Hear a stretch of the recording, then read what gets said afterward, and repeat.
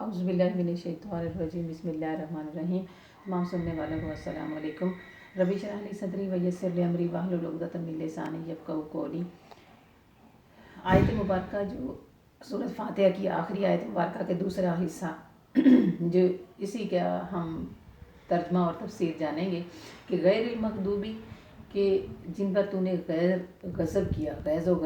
علیہم جن پر ولا الضالین ولا یعنی نہ اور نہیں الضالین گمراہوں میں یعنی گمراہوں کے بھی ساتھ شامل نہ فرما اور جن پر تیرا غضب ہوا۔ مغضوب لوگ کون ہیں؟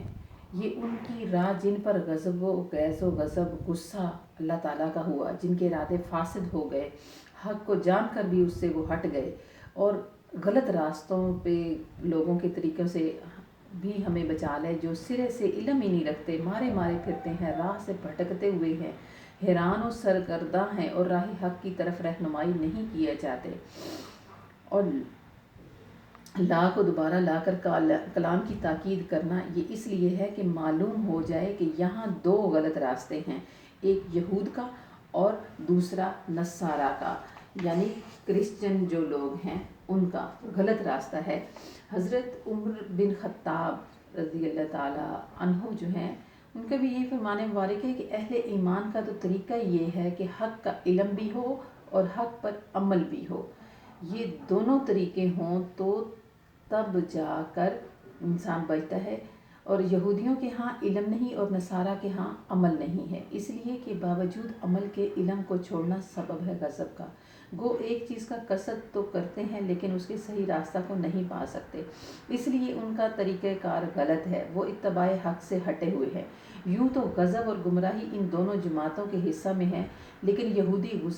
غضب کے حصہ میں پیش ہیں، جیسا کہ قرآن پاک میں بھی اللہ تعالیٰ نے فرمایا ہے کہ وَمَن لَعَنَهُ اللَّهُ وَغَضِبَ عَلَيْهِ، اور نصرانی ضلالت میں بڑے ہوئے ہیں، قَدْ ضَلُّوا مِن قَبْلُ وَأَضَلُّوا كَثِيرًا وَضَلُّوا عَن سَوَاءِ السَّبِيلِ، یہ پہلے ہی سے گمراہ ہیں اور بہت سے لوگوں کو گمراہ بھی کر چکے ہیں اور سیدھی راہ سے بھٹکے ہوئے ہیں۔ مسند احمد میں ہے کہ حضرت عدی بن حاتم رضی اللہ تعالیٰ عنہ فرماتے ہیں کہ رسول اللہ صلی اللہ تعالیٰ علیہ وآلہ وسلم کے لشکر نے میری پھپھی اور چند لوگوں کو گرفتار کر کے حضور اکرم صلی اللہ تعالیٰ علیہ وآلہ وسلم کی خدمت میں پیش کیا تو میری پھپھی نے کہا کہ میری خبر گیری کرنے والا دور ہے، میں عمر رسیدہ بڑھیا ہوں جو کسی خدمت کے لائق نہیں، آپ صلی اللہ تعالیٰ علیہ وآلہ وسلم مجھ پر احسان کیجئے اور مجھے رہائی دیجئے، اللہ تعالیٰ آپ صلی اللہ تعالیٰ علیہ وسلم پر بھی احسان کرے گا۔ حضور نبی کریم صلی اللہ تعالیٰ علیہ وآلہ وسلم نے دریافت کیا کہ تیری خبر لینے والا کون ہے؟ اس نے کہا عدی بن حاتم۔ آپ صلی اللہ تعالیٰ علیہ وآلہ وسلم نے فرمایا کہ وہ جو اللہ اور اس سے رسول سے بھاگتا پھرتا ہے، پھر آپ نے اسے آزاد کر دیا۔ جب لوٹ کر آپ آئے تو آپ صلی اللہ تعالیٰ علیہ وآلہ وسلم کے ساتھ ایک شخص تھے اور غالباً وہ حضرت علی رضی اللہ تعالیٰ عنہ تھے، انہوں نے فرمایا کہ لو ان سے سواری مانگ لو۔ میری پھپھی نے آپ صلی اللہ تعالیٰ علیہ وسلم سے درخواست کی جو منظور ہوئی اور سواری مل گئی، اور وہ یہاں سے آزاد ہو کر میرے پاس آئیں اور کہنے لگیں کہ حضور صلی اللہ تعالیٰ علیہ وآلہ وسلم کی سخاوت نے تو میرے باپ حاتم کی سخاوت کو بھی ماند کر دیا ہے، آپ صلی اللہ تعالیٰ علیہ وآلہ وسلم کے پاس جو آتا ہے وہ خالی ہاتھ نہیں جاتا۔ یہ سن کر میں بھی حضور نبی کریم صلی اللہ تعالیٰ علیہ وآلہ وسلم کی خدمت میں حاضر ہوا۔ میں نے دیکھا کہ چھوٹے بچے اور بڑھیا عورتیں بھی آپ صلی اللہ تعالیٰ علیہ وسلم کی خدمت میں آتی جاتی ہیں اور آپ ان سے بے تکلفی کے ساتھ بولتے چالتے ہیں۔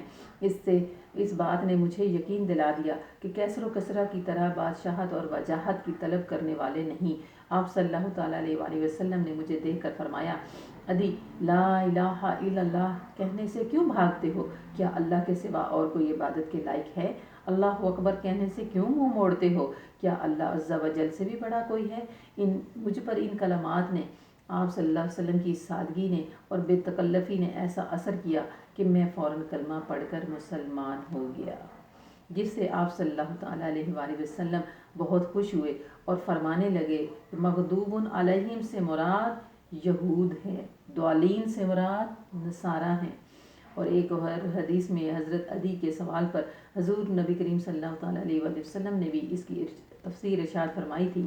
اور اس کی بہت ساری سندیں موجود ہیں۔ بنو کین کے ایک اور شخص نے وادی القرا میں حضور نبی کریم صلی اللہ علیہ وسلم سے یہ سوال کیا کہ آپ صلی اللہ علیہ وسلم نے بھی یہی جواب فرمایا تھا۔ فرمان الہی ہے، لوئن الذین کفروا، بنی اسرائیل میں سے جن لوگوں نے کفر کیا ان پر لعنت کی گئی۔ داؤد علیہ السلام اور عیسیٰ بن مریم علیہ السلام کی زبانی یہ وجہ ان کی نافرمانی اور حد سے گزر جانے کی ہے کہ لوگ کسی برائی کے کام میں آپس میں روک ٹوک نہیں کرتے تھے، یقیناً ان کے کام بہت برے تھے۔ تاریخی کتابوں میں ان کے زید بن عمرو بن نفیل اور بن خالص کی تلاش میں اپنے ساتھیوں سمیت نکلے اور ملک شام میں آئے تو ان سے یہودیوں نے کہا کہ آپ ہمارے دین میں داخل نہیں ہو سکتے جب تک کہ غضب الہی کا ایک حصہ نہ لیں۔ انہوں نے جواب دیا کہ اس سے بچنے کے لیے تو ہم دین حق کی تلاش میں نکلے ہیں، پھر اسے کیسے قبول کر لیں۔ نصرانیوں سے ملے انہوں نے بھی کہا کہ جب تک باری تعالیٰ کی ناراضگی کا حصہ نہ لے رہے تب تک آپ ہمارے دین میں نہیں آ سکتے۔